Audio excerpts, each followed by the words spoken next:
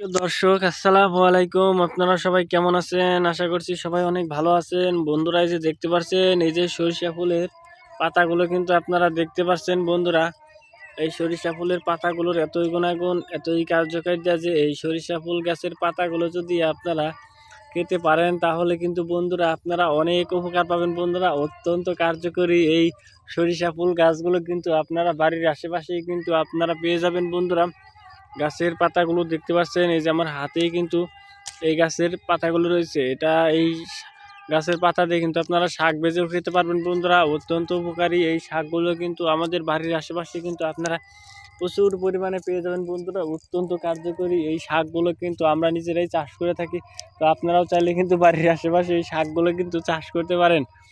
তো এই শাকের মধ্যে রয়েছে প্রচুর পরিমাণে ভিটামিন বন্ধুরা, যা খেলে আপনারা অনেক উপকার পাবেন বন্ধুরা।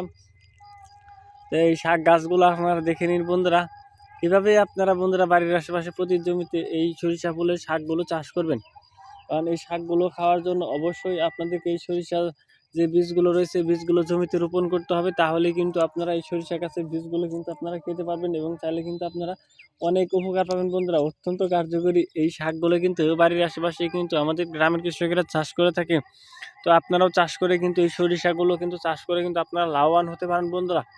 কারণ এই সরিষা ফুল চাষের জন্য জমিতে আগে লাঙ্গল দিয়ে ভালোভাবে আপনারা চাষ করুন এবং তারপর প্রতি জমিতে যদি আপনারা এই সরিষা গাছের বীজগুলো যদি রোপণ করেন তাহলে দেখবেন যে আপনাদের এই সরিষা গাছের ফুলগুলো খুবই ভালো হবে এবং গাছগুলো খুবই ভালো হবে। এবং সেই সরিষা গাছগুলো কিন্তু আপনারা নিজেরাও খেতে পারেন এবং চাইলে কিন্তু আপনারা বাজারেও বিক্রি করতে পারেন বন্ধুরা।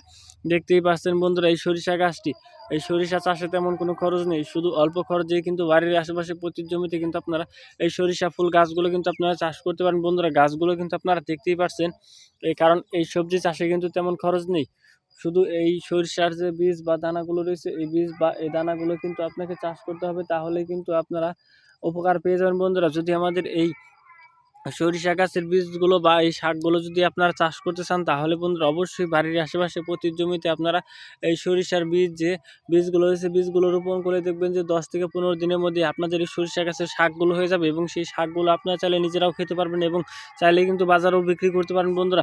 আমরা নিজেরাই কিন্তু এই শাকগুলো চাষ করে থাকি বন্ধুরা। এই শাকের মধ্যে রয়েছে প্রচুর পরিমাণে ভিটামিন বন্ধুরা। এই শাকগুলো কিন্তু আপনারা ভাজি করেও খেতে পারবেন এবং চাইলে কিন্তু আপনারা রান্না করেও খেতে পারেন বন্ধুরা।